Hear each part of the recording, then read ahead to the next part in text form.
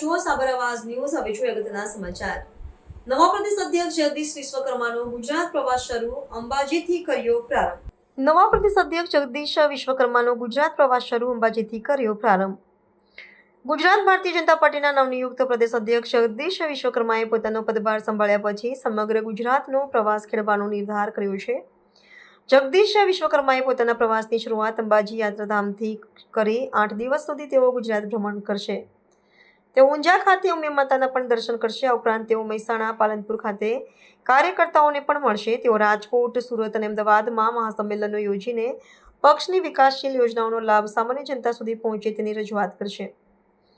સાથે સ્વચ્છતા અને સ્વદેશી અભિયાન વિશે પણ પોતાની રજૂઆત કરશે. જગદીશભાઈએ અંબાજી ખાતે મા અંબાની પૂજા અર્ચના કરી અને માતાજીના આશીર્વાદ મેળવ્યા હતા.